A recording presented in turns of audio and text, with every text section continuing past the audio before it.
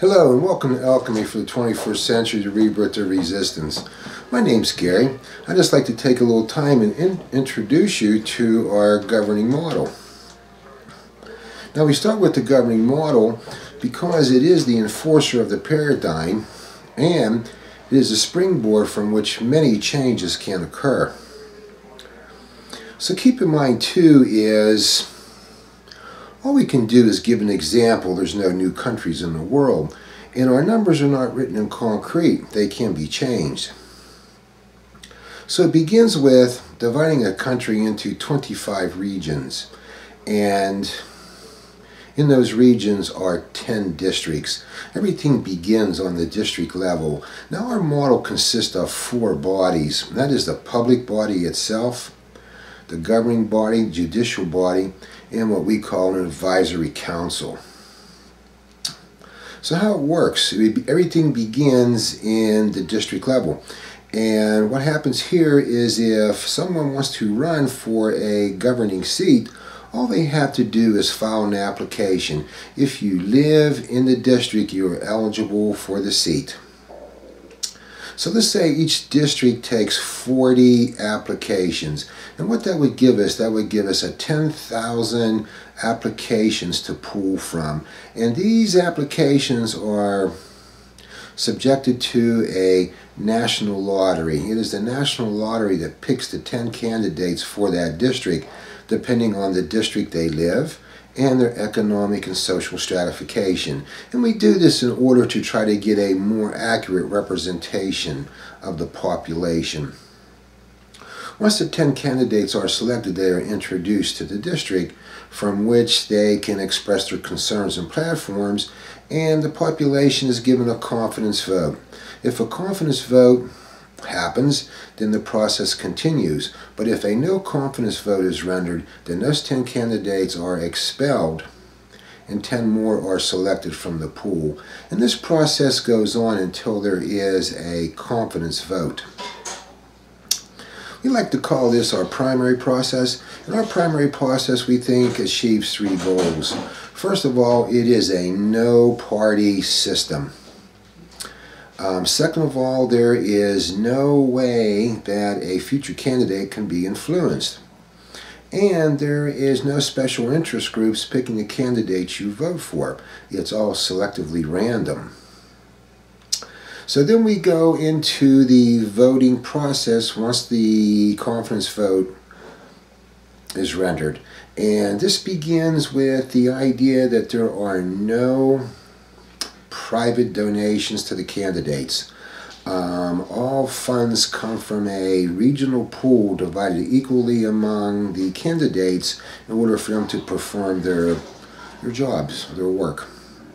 And what this does is this ensures that no one owns a candidate or there's no need for favors. And this is relatively cost effective because everything's done on a district level. So they could use local television, electronic means, or town hall meetings. Once everything begins and we get into the voting process, how this works is that you select one from the 10 candidates. The person who gets the most votes wins that governing seat, but the individual who places second becomes the alternate, and the alternate has a relevant role in our process. So this brings us to the terms and conditions of the governing body. Governing body is for a term of 4 years, and no one individual can fulfill 2 consecutive complete terms. At the end of 2 years, okay, there is a confidence vote again, and this happens for 2 reasons. Is 2 years in the process and the public does not like the direction this candidate is going, they can do a no confidence vote and that candidate is expelled, as well as all of his appointees. And what this does, we think this does 2 things. It provides a type of external checks and balances, but it also too keeps the public and the alternate engaged, because if that candidate is expelled with all his appointees, then the alternate takes his place. And this brings us to the purpose of the governing body. The governing body's purpose is to enhance the prosperity of the culture, and they do that not by making laws, but by making policies that manage the resources and assets of the nation. Resources and the assets of the nation belong to the nation, but the private sector can utilize that. So you still have private enterprise, but it's a private enterprise held accountable and responsible for its private endeavors. And just from this principle alone, you will see economic, social, and financial change just due to the adaptation to that principle. Also, too, the governing body has to elect what we call a leadership council. And that leadership council should consist of no less than 5 individuals. And these 5 individuals, their role is to provide organization and direction to the body.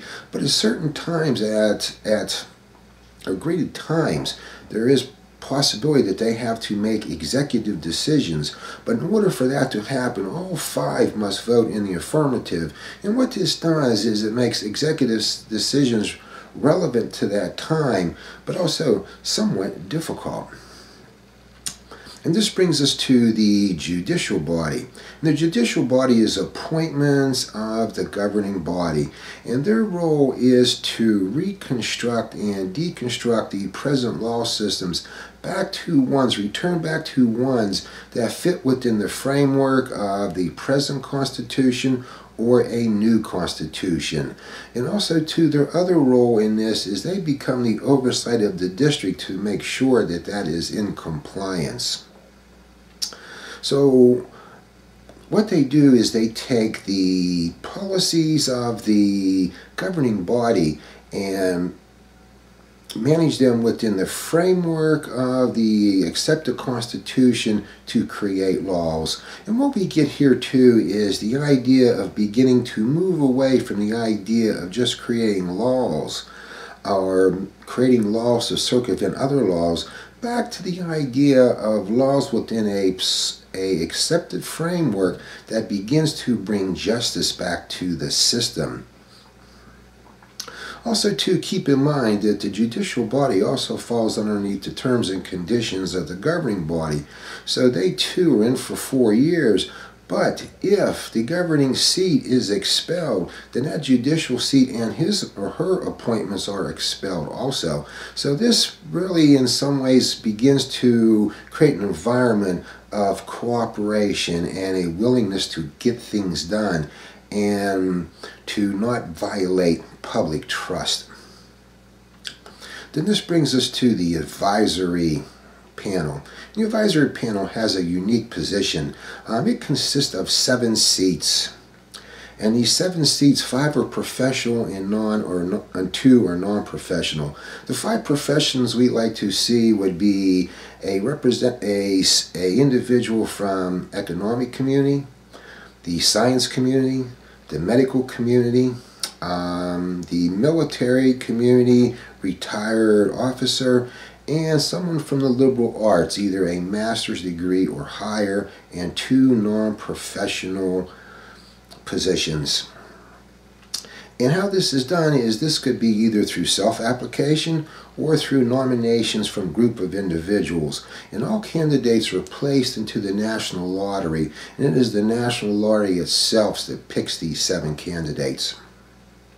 And these 7 candidates, their role in this process is to be the eyes or the conscience of the system. What they do is they monitor each policy for practicality and ethical application. Now, they do not have the power to create or vote in the process, but what they do is they have the power under a unanimous vote to hold the policy up and send it back for those issues, and then apply public and institutional pressure. And in our system, public and institutional pressure counts. So as you can see is that our platform is one of motion. And we do that for a reason. We believe that continuity of the power breeds corruption and stagnation. It is motion that resists stagnation and corruption. Also, too, we believe that because it is a thing of motion, it enhances the prosperity of the culture through 4 principles, and the first one being opportunities. And those opportunities come from opening up the patent offices. It is no more acceptable to sit on ideas, but new ideas must be managed and funded in order to create the job engines that move us into the 21st century. Also, too, is the idea of justice, and we're not talking here about blindfolded justice held hostage to laws, but a justice that has its eyes open and sees what it does and begins to understand that all men are not created equally and no one should be exploited for their weaknesses.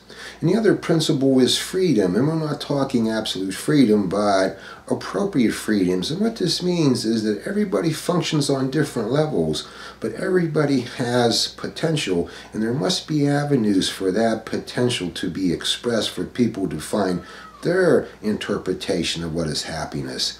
And the last one for us is self-worth. Everyone has something to give. Everyone is important, and it is the differences and how they are utilized that make us all stronger.